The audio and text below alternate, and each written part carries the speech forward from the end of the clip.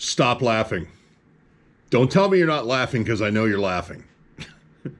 Look, man, I got to wear the geezer specs when I'm working on graphics. All right, so check this out. Here's the deal. I was actually going to save this for another video. I was actually going to do this when I did the paint one.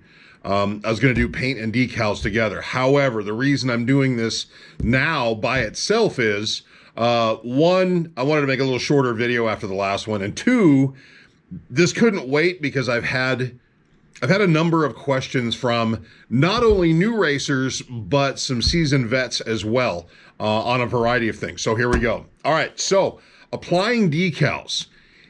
It is theoretically fairly simple. However, I'm going to show you a few tips and tricks on how to put your decals on so you're not trying to dead eye things. I know a lot of guys will be like, oh, I'm trying to do it. No, you don't want to do it like this. Well, I'm going to show you a very precise way and a very simple way to do this so that you're not having to dead eye stuff. By the way, you want to talk about dead eyeing? This is several layers of vinyl right here that I dead eyed one over the other. So anyway, there is a reason I'm using the Circus decals, and you'll see why in a minute. It's not just because I'm a Circus guy. There is a specific method to doing long decals like this. But first things first, you're going to need a couple things. You're going to need some painter's tape. I use this really wide tape. I've actually got rolls of the skinnier stuff too that's like regular masking tape, but I like using this. I use this especially like when I'm laminating big decals and stuff. It makes it a lot easier. Also, gonna need a knife of some kind. I don't care if it's an X-Acto knife or a trimmer like this one. I got a million of these little things because they work great when I'm trimming everybody's decals up. Get a squeegee. If you got a pair of tweezers around, that'll work too, and I'll explain why. If it happens on this like I think it's going to, you'll need the tweezers. If it doesn't, then I'll explain why you would need tweezers. Also, spray bottle, just water.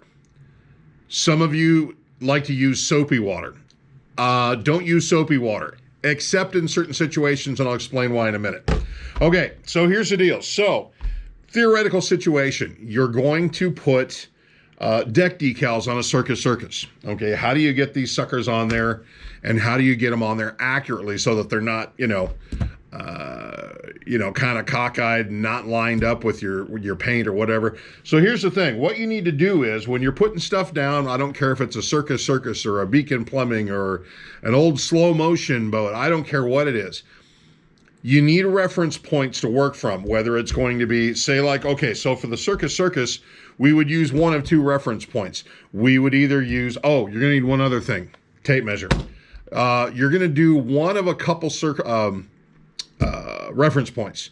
Either for the Circus, maybe use the line of paint on your deck. If your deck's already painted, probably should be. Or you can say use the edge of the inside of the air trap at the top of the sponson. You know what? Let me change angles and I'll show you where we're going with this. Now I got this goofy thing on my head. I look completely stupid, but you can't see that, and that's a good thing. Okay, so you know what? Let me throw a little tape down on the edge of what would be our deck so that this thing doesn't move while we're goofing around with it. This is my shop, by the way, or at least part of it. You're seeing the front part of it. I've got my vinyl cutters right behind me, my laminators over there, printers over there. I got another printer in the back room. I got another cutter in the back room too. Okay, so here's the deal. All right, we're gonna go back to our Circus decals. And you know what, let me move this a little closer to me because this is a little too far away. All right, let's put it right here. All right, so pretend this is our boat deck, okay? We are going to apply these decals, and we're going to do this very accurately. So what you're going to need to do is, and this is where probably the skinnier tape would probably work better, but get yourself a nice long piece that's going to cover the entire length of your decal, okay? Boom. Okay, so there we have it. Now, you're going to, before you do this though, make sure you've measured. Say you're going to measure to the inside of the trap. Okay, you're going to go right to the top of the sponson to the edge of the trap. That's your reference point. So you're going to go equidistant points from top of the trap, top of the lettering. okay? You're gonna do the same thing here and here, okay? If it's not quite lined up with what your paint lines are, then use the paint line as your reference point. Either way, you wanna measure from that point to the top of your lettering or the top of your decal, okay? If it's not a straight decal, you're gonna have to do a little bit of dead eyeing, but anyway, all right, so let's get this thing put back down. Now, basically, you're gonna be doing what's called a hinge method or butterfly method, okay? I do this with a ton of different stuff. I do this on big decals, on vans, and God knows what else. I use this a lot. In fact, I just did lettering on a dumpster, a brand new dumpster. Guy's got a dumpster business. Does haulaways. I just did lettering and decals on his dumpster. Okay, so the reason I use the Circus decals, because we're gonna do a hinge method on this, but we're also gonna do it in 2 parts, okay? And reason being is, this is a long decal. Maybe you don't wanna handle the entire decal in one operation. So here's what you do. You get to cut it in half. You're gonna go right up here, and you're gonna slice this in half with your knife. So you've got 2 different parts, okay? All right, so, this is not, well, actually, yeah, this is, I use this quite frequently. This is the transfer tape right here, okay? I use this a lot on stuff that needs lining up. You need to be able to see through the transfer tape. Let me get that out of the way. It doesn't have a lot of tack to it. So there's times where you may need to literally peel the backing paper off or roll it off. What you would do is you would put it all the way over on its face and you would literally roll it off like this. If this didn't have this white back here, you probably would have to do that with these decals. Now, maybe this isn't going to happen with these. So here's another issue that has come up, and this is usually my fault, and I apologize for this if I have done this to you. But when you go to peel back your backing paper, occasionally I have been in a hurry and I have not checked the depth of my cutter before I cut your graphics. And what ends up happening is the backing paper will sometimes stick to the vinyl. If that happens, you can simply slide a blade under the edge of the backing paper and peel it up. Or if you have a really awesome pair of tweezers like this, you can do it with the tweezers. Okay, so I don't think it's gonna happen here because we got a pretty solid backing on here. Yeah, see, it just comes right off. And that's not bad because these decals are pretty old. They've been sitting in this box. Yeah, look at that. It's faded on the backing paper. These have been sitting in a box for a while. I got so much extras around here of stuff that for whatever reason never left or it came back or who knows. Okay, so here's where the water comes into play. You're going to take your water and you're going to do just a light mist. You don't need a ton. It doesn't need to be soaking wet, okay? Grab your squeegee, then you're gonna butterfly it back over, and now you're gonna scree this down.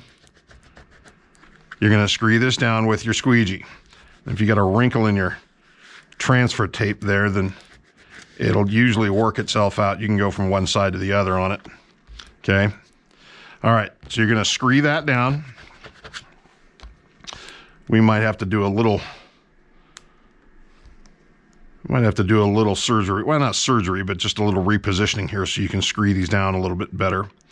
We'll pull the transfer tape up just a little bit. And when it does get wet, don't freak out if your decal does start to come up, okay? If your decal starts to come up, it will go back down, not to worry about it, all right? All right, let's get that wrinkle out of there, and then we'll come back, and then bam, we'll burnish that down really hard so that when you go to remove your transfer tape, and you're gonna be a little wet all over the place here, that's not a bad thing, okay? And like I say, I will tell you why you would need to use soapy water here in a minute. Okay, so when you go to remove your transfer tape, you can do your blue painter's tape and everything all up in one swipe if you want. Pull it back nice and low and slow, okay? About a 45-degree angle if you can, okay? This will go back and forth on a little bit. You know, and if stuff starts to lift, just push it back down. This is cut vinyl here, so you can take your squeegee and you can push stuff right back down. Okay, so there is your first one right there. It's all pushed down. And simply just wipe this off with a towel. I would recommend a nice, terry cloth lint-free towel if you can, if you got some good shop towels around. So, all right, so let's do this one real quick before we get into some other stuff. Okay. So like I say, if you have backing paper that gets stuck to the back of your decals, and I honestly do not do that as a regular thing, but I have screwed up on occasion and cut a little bit too deep where it cuts into the backing paper and it comes up. But anyway, it will come right down. Okay, nice little mist. Butterfly it back over, and this works with any decal, by the way. Okay, doesn't matter if it's cut vinyl stuff like this or if it's stuff that's been printed as well. Just make sure that when you're burnishing things down, that your transfer tape is still on, especially with the printed decals. Make sure your transfer tape is still on there when you're burnishing it down, because if you stick this onto a printed decal, and I'd say the majority of the decals that I send out are printed. The reason I do this one, see, this one's almost kind of out of position here. We can screw that back down a little bit. But anyway, the reason I don't do this one as a printed decal is because the Circus graphics, see the gold that's in there, that metallic gold that's in there? Most printers cannot print. In fact, I'm going to go as far as to say all printers, regardless of whether they're eco-solvent, like this one over here, that one over there, can you see it? That one's an eco-solvent printer. That one's a little older. I've got one in the back that does latex. But none of them, and I mean none of them, print any kind of metallic gold very well, if at all. I think Roland tried to do, I'm trying to remember the one they did a while back. I went and saw a demo of it, and it sucked. It was terrible. It said it could print white, said it could print metallics, and it was flipping terrible. The print quality was horrible. Okay, so basically you would just take that, and I don't have any towels handy. Anyway, take that, and you're gonna clean that up, and just wipe it down, get all the water off of there. Now, here's why you would not use soapy water, okay? You're going to have to be careful with soapy water. I use soapy water on occasion, like if I'm sticking a big decal on the side of a trailer or something, then yeah, you would use soapy water because you're going to want to kind of move it around a little bit. Now, here is another instance where you would probably use soapy water. And I was kind of just discussing this with a customer today because he bought decals for a checkerboard bar doll. You know what? Let me go back to my other angle real quick. Hold on just a second. Okay, so here's an instance where you would use soapy water in lieu of just using regular straight water. Like I was mentioning, the man that bought some checkerboard, because I do a checker kit for the Beacon Plumbing, the checkerboard bar dolls, stuff like that. So with the checkers, the way those line up on the checkerboard bar doll, soapy water would be cool because you could lay this down and you could move it. Once you mist it out, you could move it around a little bit before you start screwing it down. Okay, because the reason why is, some of those checkers are going to hang over the edges. I make those trimmable. Now, you're also going to have checkers on the non-trips and checkers on the sides of the sponson non-trips that are going to need to match up to what's on the deck. Now, I have them set long to trim so that once you've got them in place, you just come along with a razor, you can trim them right off. But they need to be a little bit movable. And usually when I give them to you, I'm going to give them to you with transfer tape like this that you can see through a little bit better instead of the regular, like masking tape type tape. That's harder to see through. That's how I ship everything else, is with the other transfer tape. But like on striping kit, well, not necessarily striping kits, but the checker kits for sure I would give to you with that type of transfer tape on it. Now, the thing about using soapy water is this. You have already done your wet sand on your deck, okay, for your clear, okay?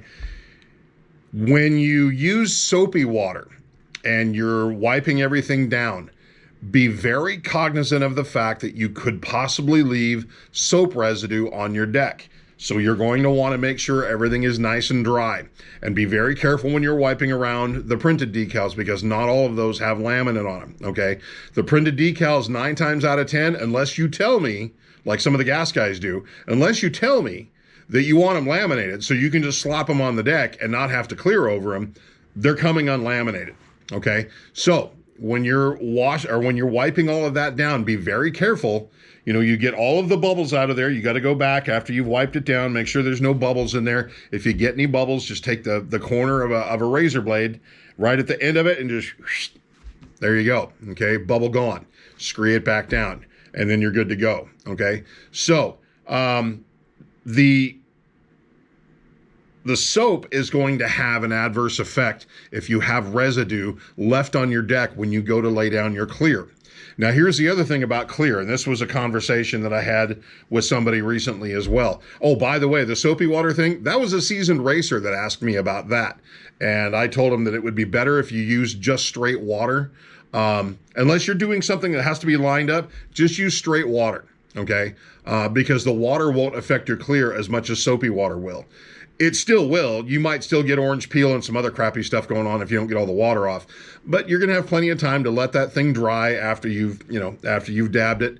It'll have plenty of time to dry. If you don't have plenty of time to dry, say you're running into time factors of, because a lot of times nowadays, a lot of paints are telling you that you have to get clear on within 24, 48 hours of spraying down your base coat. If you're going base coat, clear coat, then yeah. You're going to need to probably, I think it's within 48 hours, you need to shoot your first coat of clear. Now, clear, that's another subject right there. This was brought up by a gentleman who was a new racer. He was asking me about clear. Clear is not quite as much of an issue as it used to be because now everything is all very low VOC, even some water-based stuff. God, the old PPG and the old Sicken stuff that I used to use, man, oh man, that stuff, because you had a hardener, you either had a reducer and a hardener or just a hardener. But still, when that thing, started to kick, much like epoxy does, holy smokes, it's still a polyurethane. So you've got your hardener or your catalyzer, whatever it is they want to call it. When it kicks, it gets hot. And here's the issue that I had. If you laid that clear on too thick, it would wrinkle the vinyl when it got hot. So even still, with everything being more low VOC and not quite as, kicking quite as hard, when you do your first coat of clear, do your first coat of clear fairly light. Okay, make sure you got nice coverage, but don't let it be super, super thick so that when it kicks, the whole deck gets hot. I even had a guy one time tell me that, because I think he had I think he was using 1/32 plywood, and it kicked so hard it literally warped his deck. I don't know, man. That's what he told me. I find it hard to believe, but that's what he told me. And he literally had to pull his whole deck and redo the deck because it warped it. But that was back in the day. That was the old stuff. So nowadays, again, same practice though. First coat light, let it start to tack up before you do another coat. Okay. When you do another coat, let that one go ahead and kick up and clear and kick up and harden up. Okay. Then you're going to come back, wet sand it again with some 600 or higher to rough it up before you do your next coat of clear. I'm not the best paint guy in the world, and I will admit that, but I've painted enough of my own boats to know. I did base coat, clear coat on, my 88 Miller I painted. My Exide, which now lives in Canada, I call it my Exide. It belongs to Greg Wanamaker up in Canada now. Anyway, that was all base coat, clear coat as well. And man, I tell you what, that was a pain in the butt of a paint job. But I got a really good education when I did that boat. But I painted, I painted that one. I painted the Miller. I did do a repaint on the Circus at one point. Let me tell you, that was those 3 shades of pink are a gigantic pain in the ass. I'm not even gonna lie about that one. I thought the Exide was bad. The Circus was bad too. But in any case, it's the same type of deal. The base coat, clear coat, make sure you get it nice and roughed up, wet sanded with some 600 before and be careful that you don't go through, if you sprayed a color too thin, like one of my pinks, I sprayed a little bit thin and I had to go back and reshoot it before I cleared it, which was, it wasn't that bad of a mistake, but it was a mistake nevertheless. But make sure you be very careful around your graphics when you're doing that wet sanding as well, because you might need to wet sand it. Might need to wet sand it even twice before you do that next coat of clear. Then when you get your final coat of clear on, boom, done deal. Buff that baby out and you're ready to fit it out and go racing. So if you have any questions, by all means, you can either message me on Facebook or make sure you put it in the comment section. I did fix that, by the way. The last two videos, you couldn't post comments, but I did fix that. I'm learning this YouTube thing as we go along here. I've never posted many YouTube videos before. So here we go. We're off into another adventure. So there you have it. If you have any questions about graphics. Oh, one other thing. Some of you, like in particular, I got a guy that's doing a 2012 Beacon Plumbing. I did his graphics on actual wrap film. Okay, wrap film is a little bit different than this, or even the vinyl that this is on. This is a more permanent vinyl, meaning it's permanent right from the get-go. The wrap film is a little bit different. They do what's called air release technology on that, and it doesn't do a really super hard grab right from the get-go. It's actually laid down. The adhesive is laid down in a crosshatch pattern like this. And it works very much like a one-to-one epoxy system. If you've ever used the West Systems G-Flex stuff, which I use it quite frequently, it's not the 4-to-1 like the 105, 205, 206. It's not the 1-to-4. It's a 1-to-1. But when you push down on it and you squish down, it squishes all of that together, and that starts your activation process. And that literally needs 3 cycles of heat from cold to hot to cold to hot to cold to hot before that finally cures. The other thing about that vinyl is it stretches. This doesn't. If you're trying to put it down on the deck, this is called a calendared vinyl. It's not a cast vinyl. When you're trying to put it down, it's not going to stretch much. The wrap film, on the other hand, will stretch. It's designed to stretch, and it's much thinner than this is too. This vinyl with a laminate is close to 5.5 mils thick. The wrap film with a laminate on it is only about 3 mils thick at most. I think it's actually closer to 2.5. But in any case, just be cognizant of that, depending on what graphic set you order, whether it's from me or anybody else. Make sure you know what vinyl that you're getting, because if it's on wrap film, that stuff can tend to stretch and it'll get all warped and weird on you and your lines won't be as straight. And I warned that of my customer before I did his set. I said, hey, this is coming on wrap film, so keep the contact or keep the transfer tape on as long as you can. All right, like I said, if you have any questions, by all means, put them in the comment section. You can message me. You can email me off my website. But I look forward to your questions. If you have any others, love to hear them. Until the next one, go get on your boat.